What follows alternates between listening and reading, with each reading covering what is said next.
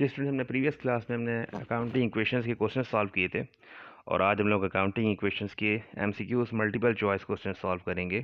तो multiple choice questions को solve करने के लिए हम क्लास में आज की वीडियो करते हैं और इसको लास्ट तक देखिएगा। इसमें एमसीक्यूज हम लोग डिस्कस करेंगे पहले चैप्टर अकाउंटिंग इक्वेशंस के। अकाउंटिंग इक्वेशन के हमारे पास मल्टीपल चॉइस क्वेश्चन में पहला एमसीक्यूज देखें पढ़ते हैं। The following statement is correct. इनमें से ये स्टेटमेंट करेक्ट है। Which one? Accounting is a part of book keeping. Bookkeeping is a part of accounting. Accounting and bookkeeping are the same. Accounting is a part of auditing. अब देखिए चारों option पढ़ना ज़रूरी है और चारों ऑप्शन पढ़ के वन बाय वन इसको आप इसको अंडरस्टैंड करें, समझें। अच्छा, पहली अकाउंटिंग और बुक कीपिंग क्या है कि बुक कीपिंग तो एक स्मॉल पार्ट है कि जो कि खुद एक अकाउंटिंग का पार्ट हो सकता है। अकाउंटिंग एक वास्ट टर्म है, एक बड़ी टर्म है जो कि बिजनेस में जो इंफॉर्मेशन है about financial information to provide करना इन्वेस्टर्स को, क्रेडिटर्स को, आउटसाइडर्स को। तो अकाउंटिंग एक वास्ट टर्म है, जबकि बुक कीपिंग एक स्मॉल पार्ट है जो कि खुद अकाउंटिंग का पार्ट कह सकते हैं हम इसको। तो ऑप्शन इसमें क्या लगा सकते हैं कि जो बुक कीपिंग है वो अकाउंटिंग का पार्ट है, जबकि not accounting is a part of book keeping. तो फर्स्ट वन के लिए ऑप्शन लगाएंगे, फर्स्ट वन ये इसमें कहेंगे account book keeping is a part of accounting. बाकी इसमें अगर देखें ऑप्शन दूसरे वाले मिस्टेक हैं, गलती दी हुई है, यानी रॉन्ग स्टेटमेंट है। Accounting is a part of book keeping, ये फॉल्स स्टेटमेंट है। ये accounting and book keeping are the same, ये भी फॉल्स स्टेटमेंट है। तो स्टेटमेंट ठीक कौन सा वाला है? Book keeping and is a part of accounting. Number 2 में कहते हैं the owners claim to the assets of business. हमने पढ़ा था बिजनेस के एसेट्स पे क्लेम दो लोगों का होता है, और जो बिजनेस के एसेट्स पे क्लेम दो लोगों कैसे? Insiders claim and outsiders claim.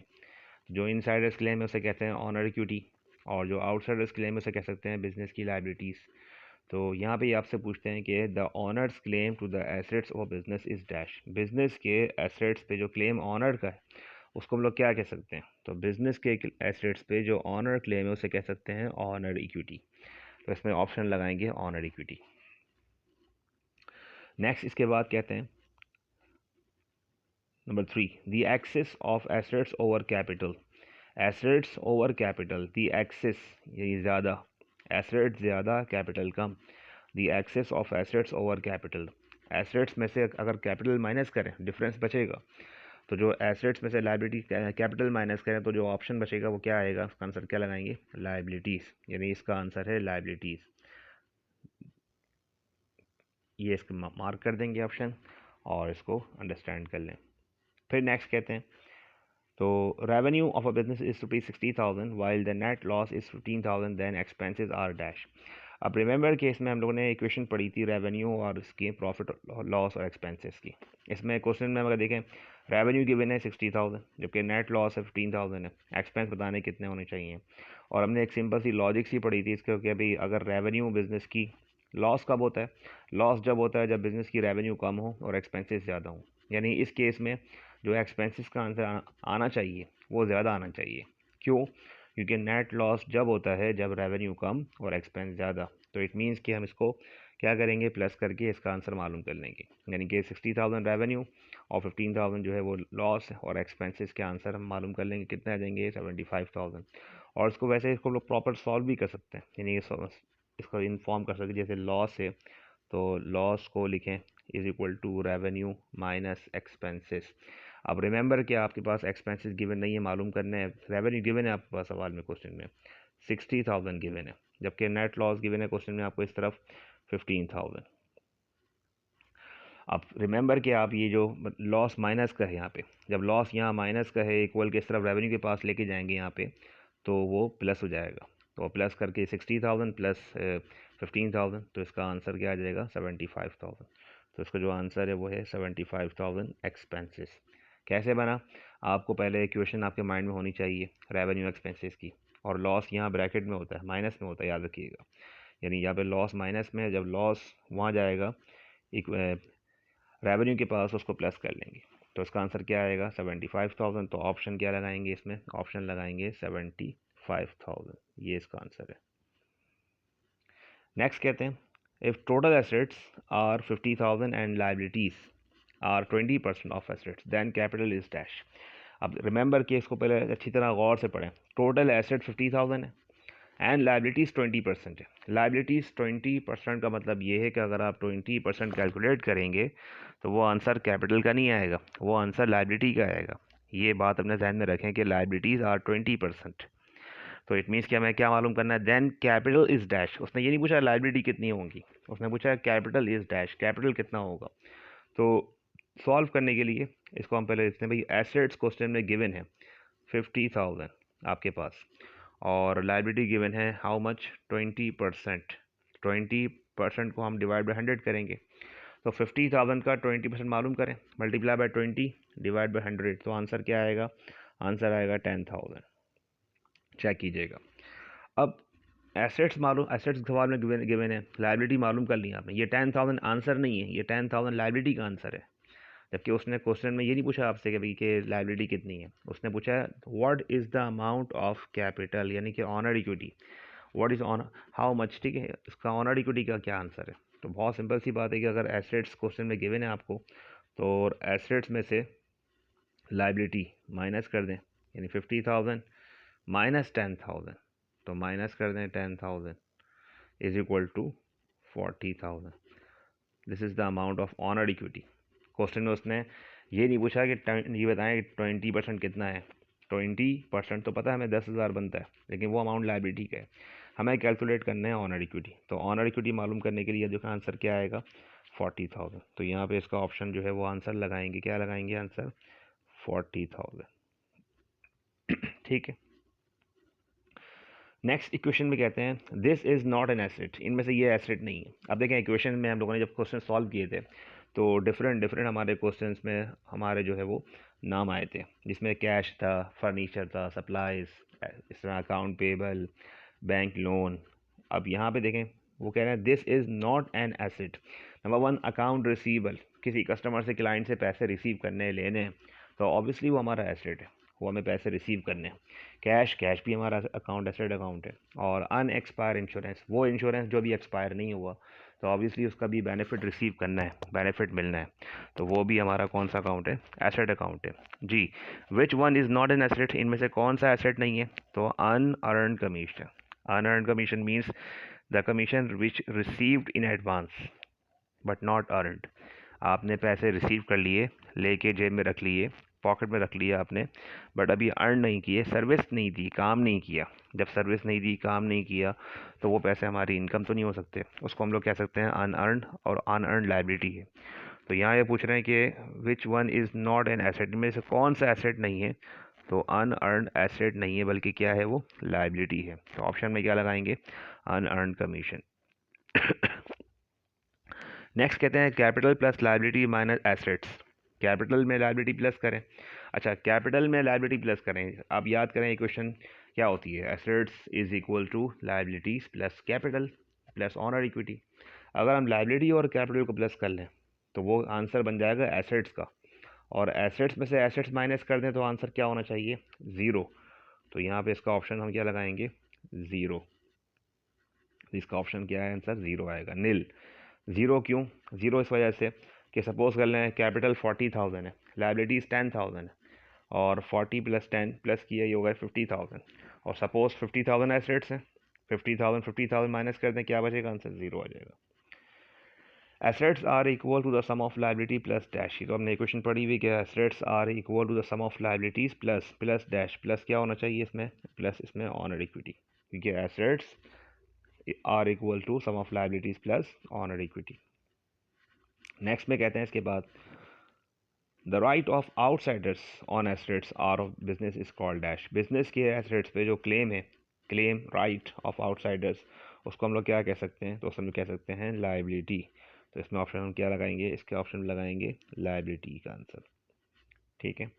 Next में कहते हैं capital is the amount the owner owes to the equity, यानी वो अमाउंट जो ऑनर इक्विटी पे ओ करता है, ठीक है, क्लेम करता है, यानी कि ओस मीन्स क्लेम करना। The outsider owes to the equity, the customer owes to the equity, none of these. Number 1, जो ऑनर क्लेम करता है इक्विटी पे उसको हम लोग कह सकते हैं ऑनर इक्विटी, यानी कैपिटल। अच्छा, वो अमाउंट जो आउटसाइडर ओवर करता है इक्विटी के ऊपर, यानी एक आपके बिजनेस के एसेट्स पे जो अमाउंट आउटसाइडर्स का होता है उसको हम लाइबिलिटी कहते हैं।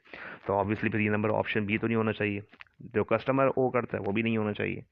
तो कैपिटल क्या है, वो अमाउंट जो कि ऑनर्स जो है वो बिजनेस पे क्लेम करता है उसे कहते हैं द ऑनर ओज टू द इक्विटी। तो इसमें जो ऑप्शन लगाएंगे वो क्या लगाएंगे, द ऑनर ओज टू द इक्विटी। नेक्स्ट में कहते हैं इसके बाद the following statement is incorrect, इनमें से कौन सा स्टेटमेंट इनकरेक्ट है।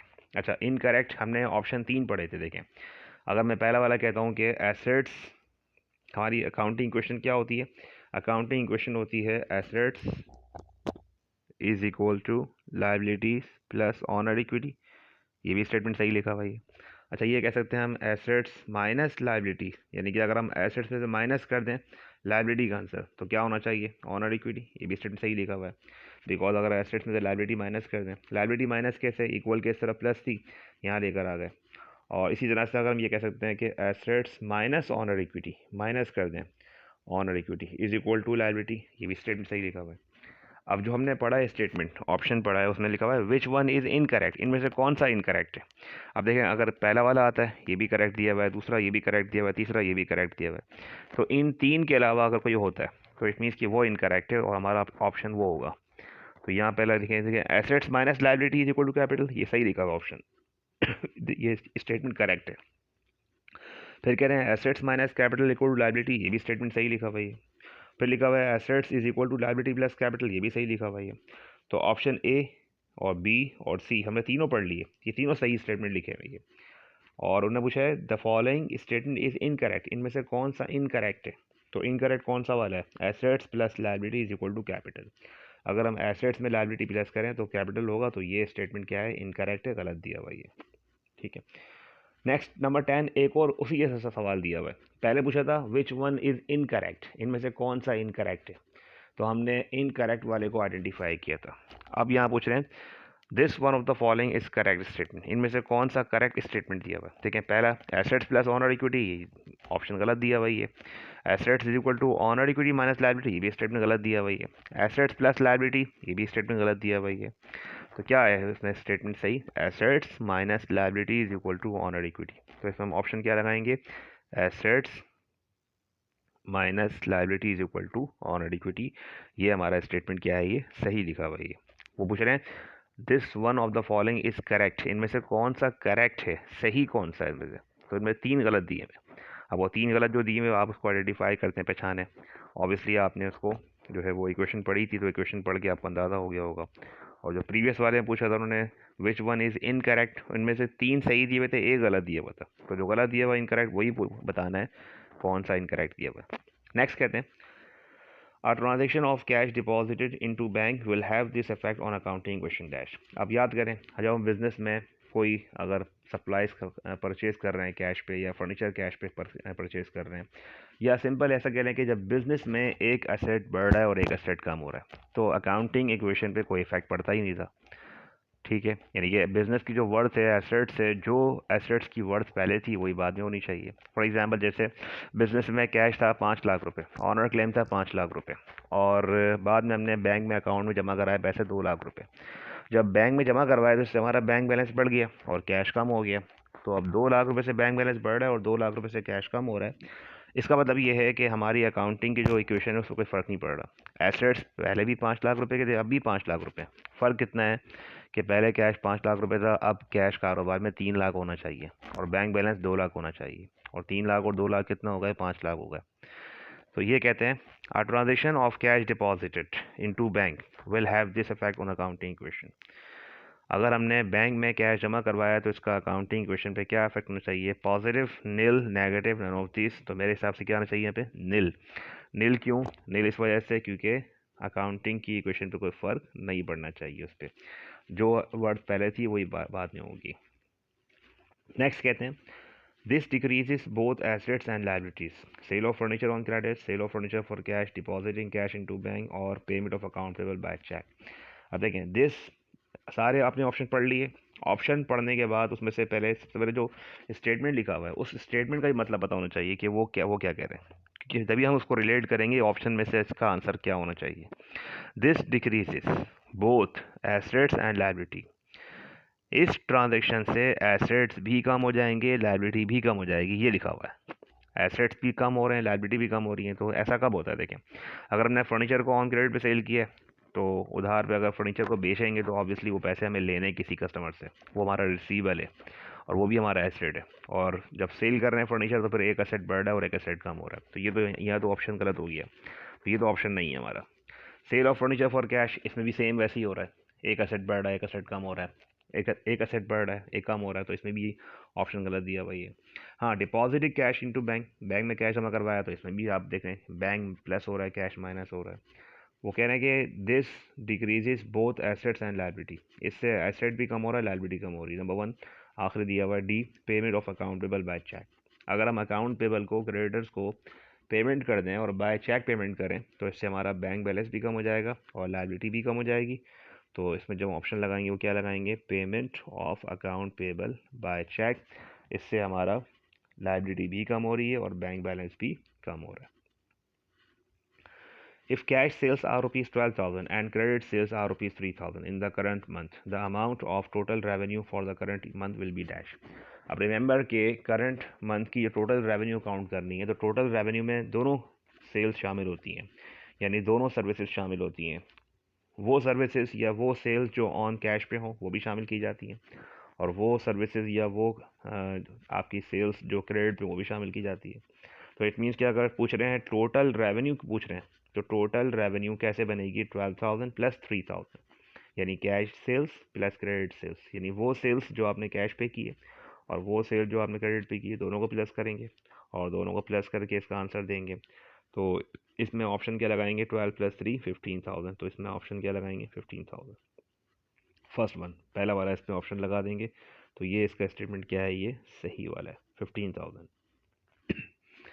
नेक्स्ट में कहते हैं this one of the following is correct statement, में से ये करेक्ट स्टेटमेंट है, यानी वो कह रहे हैं कि ये इनमें से करेक्ट बता रहा है स्टेटमेंट।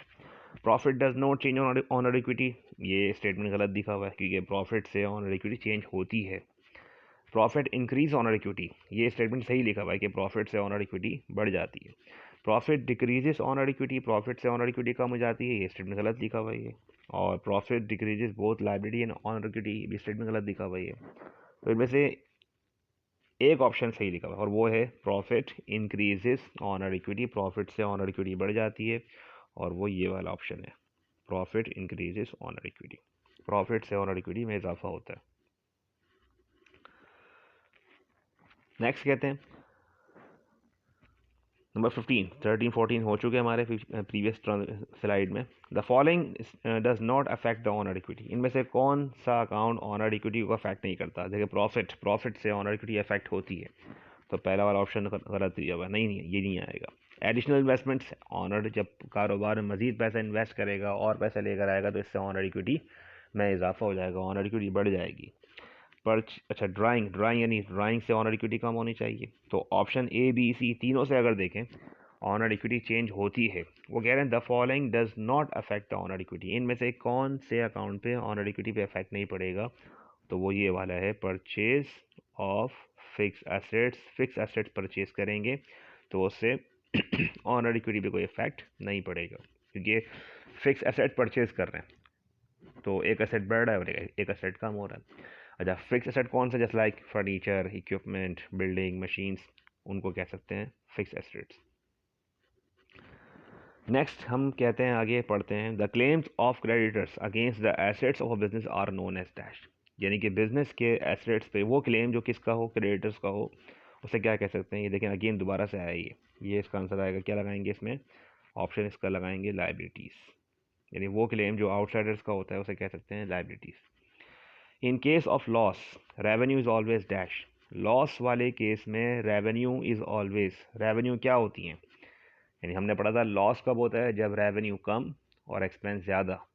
रेवेन्यू कम और एक्सपेंस ज़्यादा का मतलब ये है कि रेवेन्यू लेस देन होनी चाहिए और एक्सपेंस होने चाहिए, ज़्यादा होने चाहिए। तो यहाँ पे लिखा हुआ है in case of loss revenue is always more than expenses, ये स्टेटमेंट गलत लिखा हुआ है। यानी कि अगर लॉस हुआ है तो लॉस वाले केस में आपकी रेवेन्यू आपके एक्सपेंसेस से ज़्यादा नहीं होनी चाहिए, हाँ लेस देन एक्सपेंसेस, ये वाला स्टेटमेंट सही लिखा हुआ है कि लॉस वाले केस में ऐसा होता है कि रेवेन्यू हमेशा क्या होती हैं, लेस देन एक्सपेंसेस, कम होती हैं। अच्छा, इक्वल टू एक्सपेंस ऐसा नहीं हो सकता, क्योंकि अगर लॉस हुआ है या प्रॉफिट हुआ है तो उसमें फिर वो इक्वल नहीं हो सकते। हाँ, प्रॉफिट लॉस नील हुआ है, ज़ीरो प्रॉफिट, इट मीन्स कि जितनी आमदनी है उतने खर्चे, और नन ऑफ दिस, ये स्टेटमेंट गलत लिखा हुआ है। तो इस वाले केस में जो स्टेटमेंट लगाएंगे वो क्या लगाएंगे, लेस देन एक्सपेंसेस। वो पूछ रहे हैं कि लॉस वाले केस में रेवेन्यू क्या होनी चाहिए, तो less than expenses. The total liability of a business are rupees 60,000, which are one third of the total assets. Then total assets will be dash. The total liability given of business entity having rupees 60,000. एक business की total liabilities हैं, देखें, remember, दोबारा पढ़ें, the total liability of a business are 60,000. तो ये जो 60,000 amount है, ये किस चीज़ का है? क्या ये अमाउंट एसेट्स का है? नहीं, ये अमाउंट एसेट्स का नहीं है, बल्कि ये अमाउंट लाइबिलिटी का है। अच्छा, फिर लिखा हुआ है which are one third of the total assets, यानी कि जो 60,000 जो अमाउंट है ये खुद वन थर्ड है। किसी चीज़ के अगर हम तीन हिस्से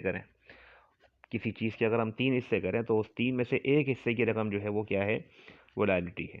तो अगर हम किसी चीज़ के तीन हिस्से करते हैं, उसका एक अमाउंट, एक पोर्शन, एक हिस्सा जो है वो लाइबिलिटी है। वो पूछता है then total assets will be dashed, सारे हिस्से कितने होंगे, यानी कि टोटल एसेट्स कितने होंगे। तो इस एग्जाम्पल को अंडरस्टैंड करने के लिए हम ये समझते हैं कि जैसे सपोज़ करें ये एक हमारे पास सर्किल है, और सर्किल में अगर हम ये बताएं कि सपोज़ करें हमारे बिजनेस में ये जो हिस्से हैं, मिसाल के तौर पर ये हमने बना लिए तीन हिस्से, वन थर्ड का मतलब ये है कि हमारे फर्म के तीन हिस्से हैं। अच्छा, तीन में से एक हिस्से की रकम दी हुई है, और तीन में से जो एक हिस्सा दिया हुआ है वो कितने रुपए का दिया हुआ है, वो दिया हुआ है 60,000। अब बात समझ में आई कि वन थर्ड यानी कि टोटल जो लाइबिलिटी है, लाइबिलिटी एक हिस्सा बता रहा है, वन थर्ड लाइबिलिटी है, और वो एक हिस्सा कितने रुपए का है, 60,000 का है। जब एक हिस्सा 60,000 का है, अच्छा, जो सारे हिस्से हैं टोटल मिलाएं, अगर हम सारे हिस्सों को प्लस कर लें, सारे हिस्से मर्ज कर लें, तो ये बन जाते हैं हमारे बिजनेस के टोटल एसेट्स।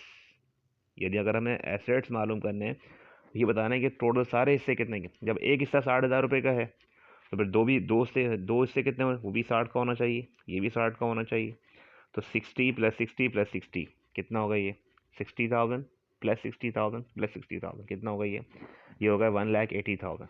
इट मीन्स वो पूछ रहे हैं कि बिजनेस के टोटल एसेट्स कितने के होंगे, तो टोटल जो एसेट्स हैं वो होंगे 1,80,000। तो इसमें ऑप्शन क्या लगाएंगे, देखिए इसमें ऑप्शन दिया हुआ है, इसमें ऑप्शन लगाएंगे हम 1,80,000। उसने पूछा हमसे क्या है, उसने पूछा है कि भाई टोटल बताओ कितने एसेट्स कितने हैं। तो टोटल एसेट जो आंसर आएगा वो आएगा 1,80,000। हाँ, अगर वो हमसे पूछता है टोटल बताओ कैपिटल कितना है, तो अगर 60,000 रुपये का एक हिस्सा है, अगर 60,000 रुपये का एक हिस्सा है, लाइबिलिटी है वो, और टोटल एसेट्स जो है वो 1,80,000 है, तो जो कैपिटल होगा वो कितना होगा, 1,20,000 होगा। कैसे, एसेट्स में से माइनस कर दें लाइबिलिटी। अगर हमने एसेट्स मालूम हो गए हमें, और एसेट्स मालूम कर ली हमने, एसेट्स में से अगर लाइबिलिटी माइनस कर दें, जैसे assets minus liability is equal to capital यानी ऑनर इक्विटी। अब अगर एसेट्स आपको मालूम हो गए वो है 1,80,000 है, और 1,80,000 में से 60,000 जो है वो लाइबिलिटी का आंसर है। तो रिमेंबर के जो बचेगा आंसर वो कितना होगा, 1,20,000। ये अमाउंट किस चीज़ का है, ये अमाउंट ऑनर इक्विटी का आंसर है। और जो इसको बाय फ्रैक्शन अगर सॉल्व करना हो, तो बाय फ्रैक्शन को सॉल्व करने का तरीका ये है कि आप पास जो अमाउंट है, अच्छा, आपने कुछ स्टूडेंट यहाँ पे ऐसा सोच रहे होंगे सर कि आपने जो है वो 60,000 को आपने इस तरह मल्टीप्लाई बाय 1 डिवाइड बाय 3 ऐसा क्यों नहीं किया आपने, क्योंकि हमेशा तो आप ऐसे ही करवाते हैं कि जब किसी चीज़ का फ्रैक्शन कैलकुलेट करते हैं तो ऊपर वाले से मल्टीप्लाई करते हैं, नीचे वाले से डिवाइड करते हैं, ठीक है। तो अगर हम ऐसा करेंगे तो हम क्या कर रहे हैं, गलत कर रहे हैं, क्योंकि फ्रैक्शन हम सीधा अप्लाई कर रहे हैं, और फ्रैक्शन सीधा अप्लाई कर रहे हैं तो गलत कर रहे हैं। बिकॉज जो 60,000 है ये टोटल एसेट्स नहीं है, बल्कि ये टोटल लाइबिलिटी का अमाउंट है, ये आंसर लाइबिलिटी का है, और हमें टोटल एसेट्स फाइंड करने हैं। तो एसेट्स फाइंड करने के लिए हमें क्या करना होगा, फ्रैक्शन को रिवर्स करना होगा। और फ्रैक्शन को रिवर्स करने का मतलब ये है कि पहले वन थर्ड था ये, तो अब हमें इसको क्या करना होगा, हमें इसको फ्रैक्शन को ऐसे 3 1 कर देंगे तो हमें आंसर मालूम हो सकता है। यानी कैसे, वो इस तरह से कि आपको जो अमाउंट गिवन है वो अमाउंट गिवन है 60,000, तो आप 60,000 लिखेंगे मल्टीप्लाई बाय 3 डिवाइड बाय 1। अब ज़रा 60,000 को 3 से मल्टीप्लाई कर दें और डिवाइड 1 से करें, तो डिवाइड 1 में तो कोई वैल्यू नहीं है इसकी, बस मल्टीप्लाई डायरेक्ट 3 से कर दें, क्या आंसर आ जाएगा? ये आ जाएगा 1,80,000। तो जो मैंने बात आपको सर्कल बना के समझाई थी, वही बात देखें यहाँ से भी प्रूव हो रही है अगर आप फ्रैक्शन को इस तरह सॉल्व करते हैं।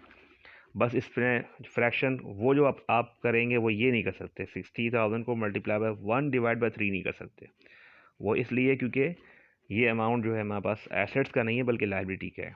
हाँ, यहीं पे एक और बात भी कर दें कि अगर क्वेश्चन में टोटल एसेट्स गिवन होते 1,80,000 और कहते भाई कि लाइबिलिटी जो है वो 1/3 है, तो 1/3 ज़रा लाइबिलिटी कैलकुलेट करो, तो अब तो ऐसे ही अप्लाई करेंगे। अब सिंपल लिखेंगे 1,80,000 मल्टीप्लाई किससे करेंगे? 1 से, और डिवाइड करेंगे 3 से। इसको इस तरह सॉल्व करेंगे तो आंसर खुद ब खुद कितना आ जाएगा? 60,000। तो अब आपने एक बात इसमें नोटिस की कि कभी हम फ्रैक्शन को सीधा अप्लाई करते हैं और कभी हम फ्रैक्शन को उल्टा अप्लाई करते हैं।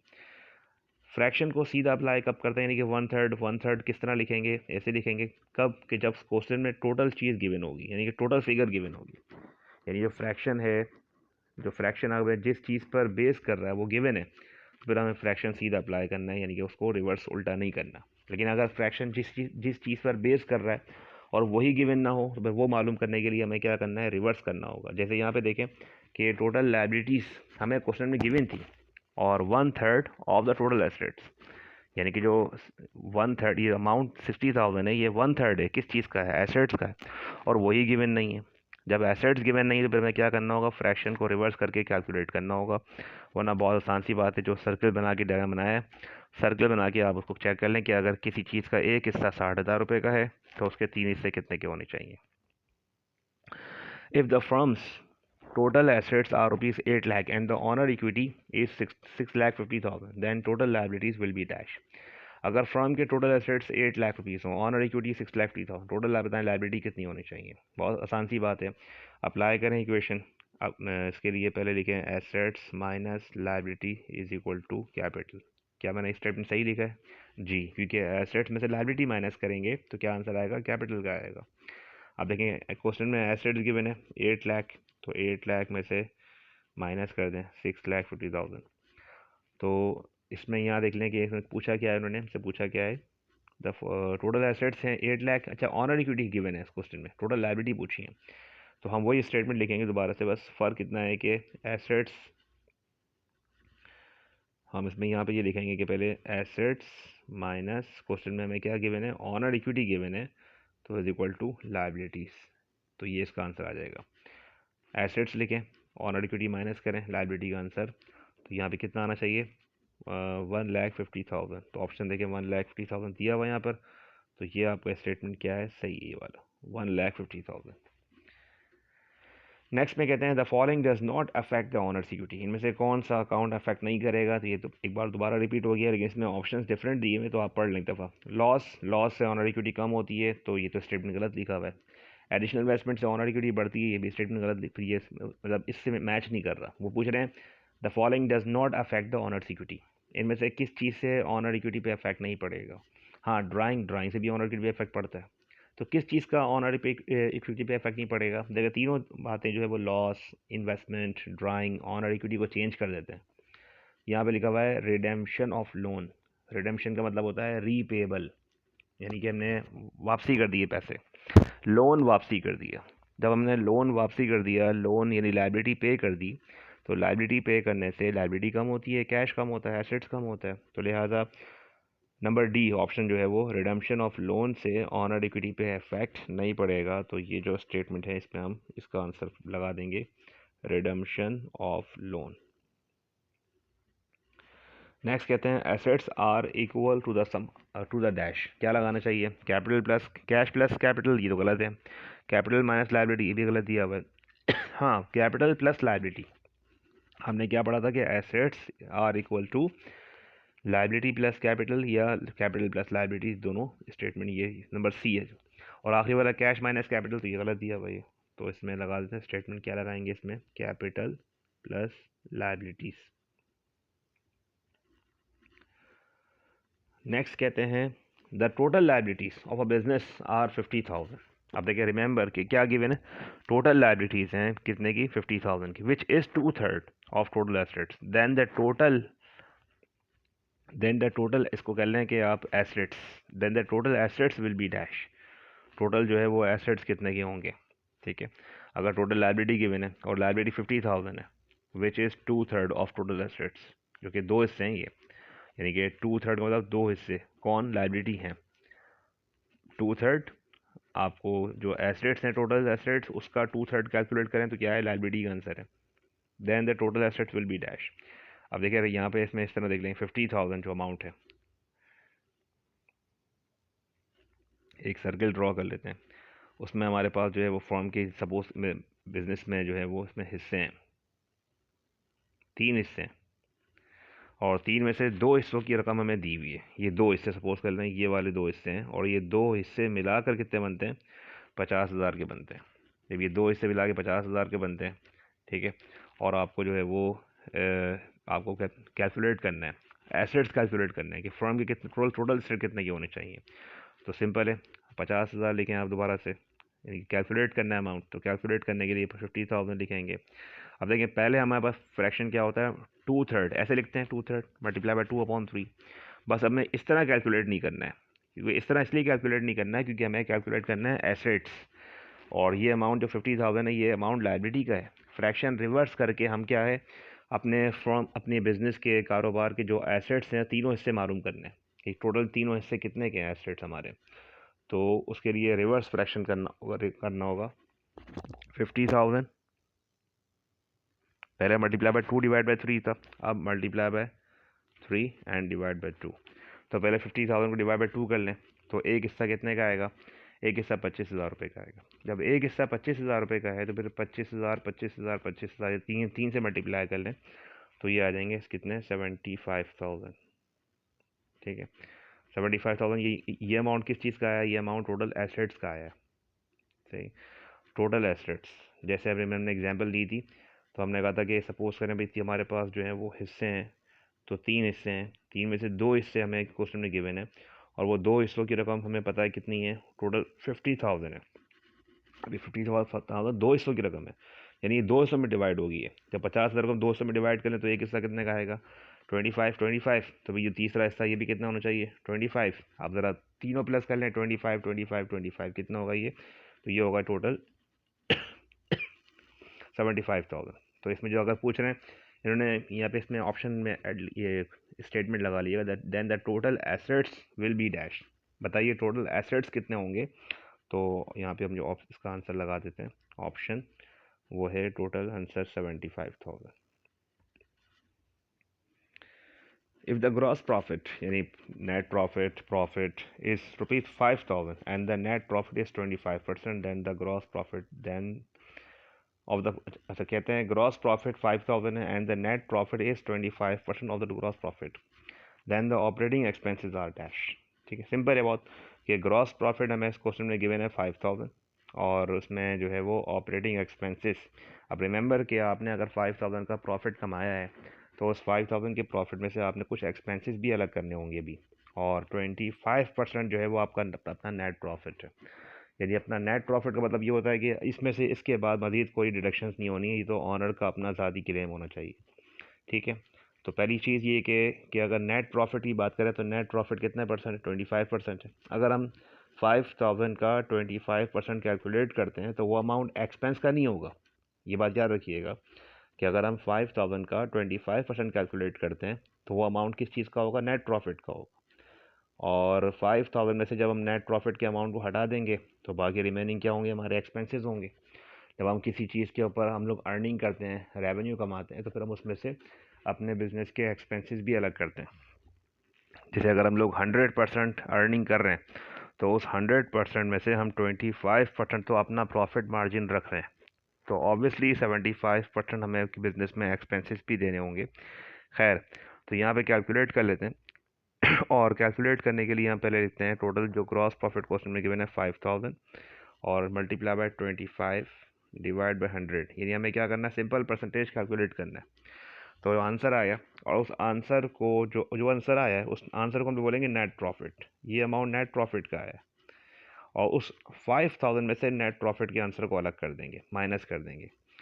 तो अप्रॉक्सीमेट वो जो आंसर बचेगा वो बचेगा 3750। ठीक है, आप बोलेंगे ये आंसर कैसे आया है, वो इस तरह से आया कि 5000 को पहले मल्टीप्लाई बाय 25 डिवाइड बाय 100 किया तो वो रकम आई 1250। अब रिमेंबर के हमें ये नहीं बताना नेट प्रॉफिट कितना है, उसने हमसे नेट प्रॉफिट नहीं पूछा। अगर नेट प्रॉफिट पूछा होता तो फिर हमारा आंसर जो है वो 1250 होता। उसने पूछा है then the operating expenses are dash, तो आंसर क्या है 3750। तो इसमें ऑप्शन लगा देंगे 3750। Owners equity is increase by dash, owner equity में इजाफा होता है, किस चीज़ से इजाफा होता है, ऑनर इक्विटी में इजाफा होता है नेट इनकम से। यस, सही स्टेटमेंट लिखा हुआ है। विड्रॉल ऑफ कैश नहीं, ऑनर इक्विटी कम होती है। नेट लॉस से ऑनर इक्विटी कम होती है, और विड्रॉल ऑफ मर्चेंडाइज से भी ऑनर इक्विटी कम होती है। तो ऑप्शन बी, सी और डी तीनों से ऑप्शन ऑनर इक्विटी कम होती है। पूछ रहा है ऑनर इक्विटी में इजाफा किस चीज़ से होता है, तो ऑनर इक्विटी में इजाफा होता है नेट इनकम से। तो इसमें ऑप्शन लगा देंगे नेट इनकम, ये इसमें आंसर राइट है। नेक्स्ट कहते हैं 20, हमारे पास लास्ट 24 था, 25 देख लें।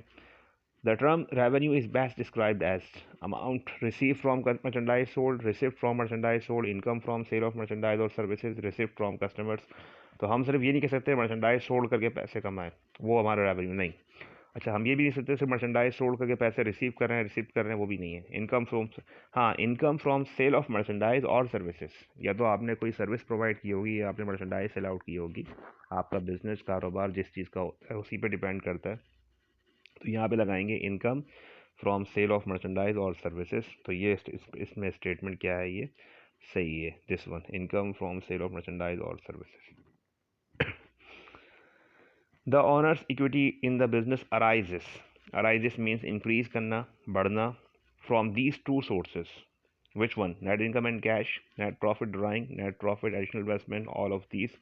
अब रिमेंबर के बिजनेस में ऑनर इक्विटी में इजाफा होता है, इजाफा किस चीज़ से होता है, फ्रॉम दीज टू सोर्सेज।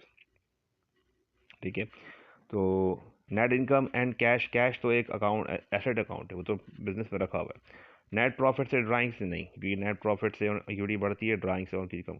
वो बोलते हैं इन दो सोर्सेज से बिजनेस में नेट ऑनर इक्विटी में इजाफा होता है। नंबर वन, नेट प्रॉफिट, कुछ प्रॉफिट कमाया आपने तो भी ऑनर इक्विटी में इजाफा होता है, एंड एडिशनल इन्वेस्टमेंट जो कमाई है उससे भी प्रॉफिट में इजाफा होता है, ऑनर में इजाफा होता है। तो ये वाला स्टेटमेंट सही है, net profit and additional investment. First one जो नेट इनकम एंड कैश है, तो उसमें नेट इनकम तो ठीक है, बट कैश जो है वो तो अकाउंट है, एसेट अकाउंट है। ठीक है, उसमें हम लोग ये, हाँ, अगर इन्वेस्टमेंट का वर्ड यूज़ करते हैं जैसे यहाँ पे उन्होंने वर्ड यूज़ किया है, फिर वो स्टेटमेंट सही जाता। तो यहाँ पे जो ऑप्शन लगाएंगे वो क्या लगाएंगे, net profit and additional investment. Which of the following is correct, इनमें से कौन सा करेक्ट है। लेकिन अगेन दोबारा से आ गया ये, इनमें से कौन सा करेक्ट पूछा है, तो करेक्ट तो पहला वाला सही है, assets is equal to liability plus owner equity. बाकी सारे स्टेटमेंट पढ़ लें, वो जो आपकी इक्वेशन पढ़ाई है उसी उन इक्वेशंस के अकॉर्डिंग नहीं है, उसकी डिफरेंट है। इट इज़ कॉल्ड लायबिलिटी, इनमें से ये लायबिलिटी है। विच वन, मशीनरी एसेट है, ऑनर इक्विटी इक्विटी अकाउंट है, रिसीवेबल एसेट अकाउंट है। तो विच वन बोल रहे हैं, इट इज़ कॉल्ड लायबिलिटी में से ये लायबिलिटी अकाउंट है। तो कौन सा अकाउंट लायबिलिटी का है, लोन, लोन क्या है हमारा, लायबिलिटी है। तो यहाँ पे हमारे ये स्टेटमेंट जो है वो MCQ जो है वो सॉल्व हो गए। आई होप कि आप इसमें सॉल्व करेंगे, प्रैक्टिस करेंगे इसकी, और तमाम जो ऑप्शन है उसको रिव्यू करें, पढ़ें इसको।